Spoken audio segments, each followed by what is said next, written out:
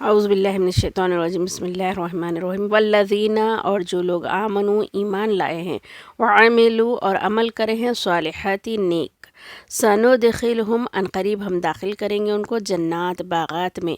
تجری بہہ رہی ہیں من تحتہا اس کے نیچے سے انہارو نہریں خالدین ہمیشہ رہیں گے فیہا اس میں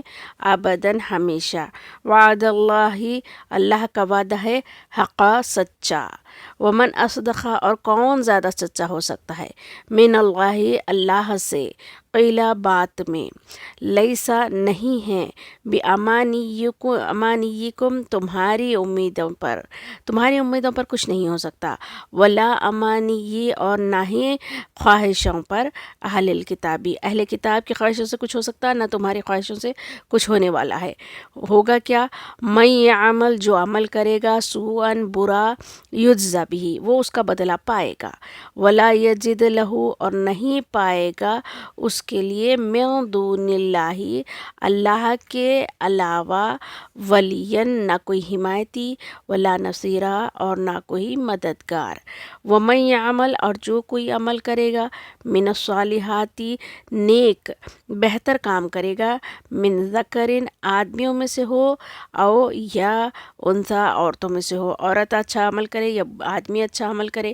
وہو مؤمن لیکن وہ مؤمن ایمان والا ہو تو فاولئک تو یہی لوگ ہیں یدخلون وہ داخل کیے جائیں گے جنت میں ولا یظلمون اور ظلم نہیں کیا جائے گا ان پر ان کا حق ضائع نہیں ہوگا نقیرہ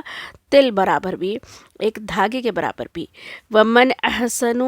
اور کون ہو سکتا ہے زیادہ بہتر دین میں کس کا دین اچھا ہو سکتا ہے زیادہ ممن اس شخص سے زیادہ اچھا دین کون اختیار کر سکتا ہے اسلم جو جھکا لے وجہ اپنی پیشانی کو اپنے چہرے کو جھکا لے للہ اللہ کے لیے اس سے زیادہ اچھا طریقہ کون کر سکتا ہے بھلا وہو محسن اور وہ نیکوکار بھی ہو یعنی کہ اللہ حقوق اللہ بھی ادا کرتا ہے حقوق العباد بھی ادا کرتا ہے واتبع اور اتباع کرتا ہو ملت ابراہیم علیہ السلام کے طریقے کی حنیفہ یکسو یعنی کہ شرک سے پاک طریقے پر جو ابراہیم علیہ السلام کا طریقہ تھا وہی نبی کریم صلی اللہ علیہ وسلم کا طریقہ بھی ہے اسی پر پابندی کرنے والا ہو واتخذ اور بنایا ہے اللہ نے ابراہیم علیہ السلام کو خلیلہ دوست وللہ اور اللہ ہی کے لیے ہے ما فی السماواتی جو کچھ آسمانوں میں ہے والارضی اور جو کچھ زمین میں ہے وکان اللہ اور ہے اللہ تعالی